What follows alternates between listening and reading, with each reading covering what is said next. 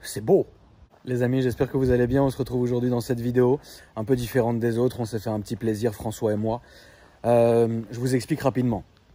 Pour ceux qui le savent, après on l'a jamais vraiment dit, mais quelques connaissances à nous le savent. François et moi, depuis quelques temps maintenant, on essaye de temps en temps de participer à des achats de groupe en ce qui concerne les voitures qui sont retrouvées dans des granges. Donc c'est un peu le même principe que sur Forza, sauf que là c'est dans la réalité, il y a une tonne d'émissions qui ont été faites. Et encore nous, c'est un peu plus différent puisque on a déjà sorti quelques voitures qui étaient un peu stylées, mais généralement c'est des trucs entre guillemets qui sont un peu laissés de famille en famille à l'abandon, pas de quoi se relever la nuit quoi. Mais bon, ça fait toujours plaisir, ça fait un peu de déplacement en Ile-de-France, c'est sympa, etc. Et surtout en fait ces caisses-là, même si on ne le médiatise pas et on ne le documente pas, en fait une fois qu'on les a récupérées, on les envoie le plus souvent en Angleterre où on va les restaurer. Et puis après on les vend aux enchères. Donc bon, ça fait un petit commerce qui est sympa, etc. C'est un truc que j'ai jamais eu l'idée de filmer parce que comme je vous dis, généralement dans ce qu'on va retrouver, il n'y a jamais rien eu de transcendant. Il y a eu une fois une Daytona. Bon, ça a été on va dire l'affaire du délire. Et on était un peu fous, mais voilà, ça s'est bien vendu, c'était nickel, etc. Là, c'est un peu différent. Alors, faut que vous mettiez un peu dans le. C'est une vidéo qu'il faut suivre en fait. Parce que si tu fais que scroller, à un moment donné, tu vas perdre le fil et tu vas me poser la même question à la fin de la vidéo. Et moi, je vais être là, mais frérot, les gens, ils regardent même pas, frérot. L'histoire est simple en fait, c'est que. Comment ça se passe? On a un gros groupe sur WhatsApp où il y a d'ailleurs la majorité on les connaît pas et ils nous détestent, on les déteste, tout va bien. En fait, on est beaucoup d'acheteurs potentiels. Après, comme d'habitude, vous savez, il y a des voyeurs, il y a des mecs qui sont juste là parce qu'ils sont là, il y a des mecs, les grands spécialistes. Alors, ceux-là, je les adore, frère. Les grands spécialistes, tu sais, toute leur vie, ils ont parlé, ils ont jamais rien acheté, frérot. Donc, on a aussi souvent de ces gens-là, mais on a un grand groupe où il y a quand même pas mal de personnes. Et en fait, donc, il y a aussi ce qu'on appelle des gens qui vont un peu aller à droite à gauche. Et puis, bah, quand ils tombent sur une voiture ou quelque chose qui peut être intéressant, mettent simplement la photo sur le groupe.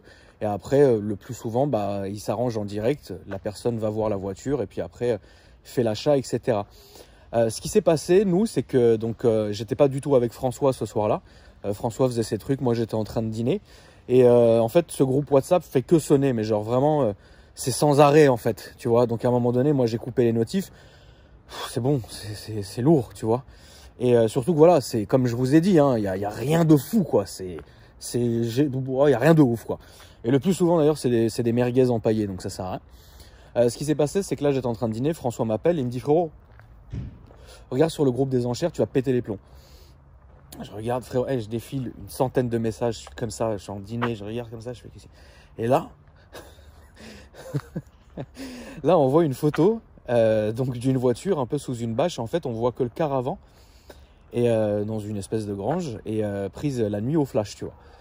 Et le gars qui nous a envoyé le truc, c'est un Anglais. Il écrit en dessous, donc je vous le traduis en français. Il fait, en fait, c'est ça qui a semé la zizanie, tu vois. Il fait, oh, what a nice looking car. Et il a éteint son téléphone, frérot. Donc nous, on voit ça, on fait... Donc tout le monde demande more picture, enfin plus de photos, price. Enfin, ça a commencé à s'enflammer, etc. Évidemment, beaucoup d'entre vous connaissent l'histoire de la fameuse voiture noire qui aurait disparu. C'est la voiture que tout le monde cherche, la vraie voiture noire. Surtout qu'il y en a une qui a disparu. Donc François... explique-nous un peu l'histoire de cette disparue. On s'est documenté en une semaine. Je pense qu'on n'a jamais passé autant de coups de fil à des experts, des machins. Exactement. En gros, il y a eu 4 Bugatti type 57 CS qui ont été produites. 3 qui existent toujours, dont une Cara Florène. Et 2 qui appartiennent à d'autres propriétaires. Et en gros, il y a une 4e qui appartenait à Ettore Bugatti, qui l'aurait perdu en 1938 ou 1940 avant la guerre, justement, pour la mettre en sécurité. Et plus de nouvelles de la voiture. Du coup, ce qui s'est passé, c'est que pour le principe, François, il a commencé à harceler le mec, tu vois. Et en fait, le mec était dans un avion et, et donc juste, il a éteint son téléphone, frère. Et c'est insolent parce que tout le monde se battait sur le groupe. Tout le monde. Et François, pour faire l'arrogant, tu vois, mais François, il croyait quand même un peu plus que moi parce que moi, de nature, je suis défaitiste. Je suis pas quelqu'un qui a foi en quelque chose. Je suis là, je dis, ouais, allez, salut. Tu vois ce que je veux dire? Et François, tu sais, il s'est dit, bon, on sait jamais, tu vois ce que je veux dire? Et François est moins con que moi, tu vois. Donc, il s'est dit, ça se trouve, tu vois. Et François, il a fait. En fait, il y avait déjà des gens sur le groupe qui donnaient les prix. Genre, je te dis une connerie, 200 000, 300 000, etc. Parce que tout le monde était persuadé que la voiture était une réplique. Et François, il a quand même osé écrire. Il a quand même osé écrire I give 40 M. Frérot, les gens, ils ont vu ça. Et ça a créé un truc dans le sens où ils se sont dit, mais attends, pourquoi lui, il paierait ça alors que tout le monde dit que c'est une réplique? Donc du coup, ça a relancé le truc. Et nous, on n'arrivait pas à voir le mec, tu vois. Et le mec nous rappelle à un moment donné, donc il rappelle François en direct. Et il lui fait... Je vais vous laisser regarder ce qu'on a vu. Et je reprendrai la parole après. Bon, mon François, on va aller voir ça un peu. Ouais. T'as ramené ta voiture. T'as vu la nouvelle en plus, hein, la toute dernière. T'as bien choisi l'endroit pour y aller. Bon, du coup, écoutez, on va voir un peu ce que ça donne. La route était assez longue quand même. Donc, bon.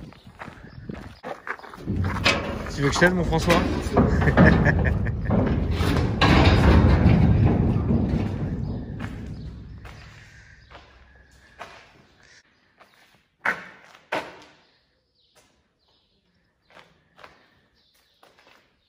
La carrosserie d'origine ici, refaite ici.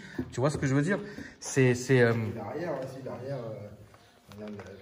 C'est... Aussi, la couleur, la beauté. Tiens, un peu la bâche.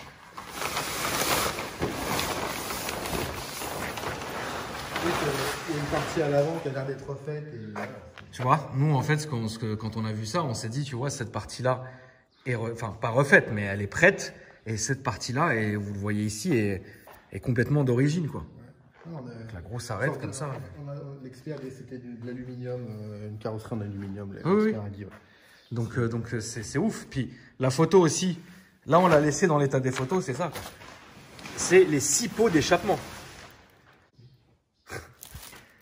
C'est ouf. Le mec il lui dit, oh no, it's a replica from the movie Overdrive, bro. En gros, non, calme-toi, c'est une réplique, c'est la réplique du film Overdrive. Et bon, bah, banco, puisque bah, vous le savez aussi, François, c'est quand même un collectionneur de bagnoles. Et lui, il aime bien les trucs un peu atypiques, tu vois.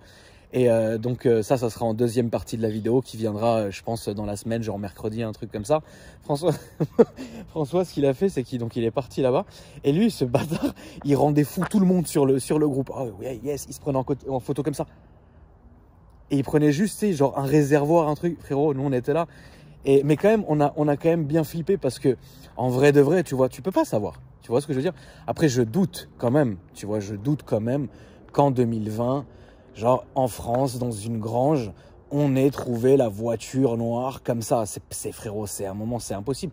Soit moi, frère, je pense, je veux pas, ça sert à rien de donner mon avis, etc. parce que les experts Instagrammeurs le font très bien.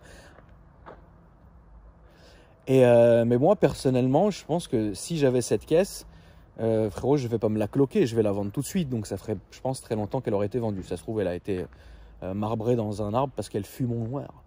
On peut pas savoir ça, frérot. Et donc, ce qui s'est passé, c'est que, et ça vous le verrez hein, évidemment dans la deuxième vidéo, c'est que François est devenu ouf. En fait, ça l'a tellement excité qu'il a décidé d'acheter la voiture. Bon, alors quand même, il faut quand même dire les choses, il faut remettre les choses dans leur contexte. Il s'est quand même bien battu avec les autres, parce que quand les gens ont su que c'était une réplique, évidemment, il y avait quand même des gens qui la voulaient. Enfin, c'est logique, parce que la voiture a une histoire. Déjà, c'est un truc de ouf, c'est sublime à regarder, c'est vrai que c'est très joli. Et puis même de deux, c'est une voiture qui est jouée dans un film, etc. Bon, il y a quand même quelque chose. C'est pas quand même comme une réplique. Je vais vous dire une connerie. Bah, voilà, c'est pas comme une réplique habituelle. Là, c'est une réplique. Alors bon. C'est vrai que les vrais connaisseurs, les vrais fanatiques, frérot, ils vont dire qu'elle est mal faite, etc. Mais le truc, en fait, et ça aussi, vous le verrez dans la deuxième vidéo, c'est que François, par contre, quand il a racheté la voiture, parce que c'est lui qui a gagné l'enchère, on parlera du prix dans la deuxième vidéo, évidemment. Vous allez voir quand même sa cote. Hein. C'est pas un truc, je vous dis une connerie, il y a quand même des chiffres, quoi, tu vois. Et du coup, donc, quand il a racheté la voiture, il l'a mis directement, vous allez voir où, en rénovation, en carrosserie, en machin, etc.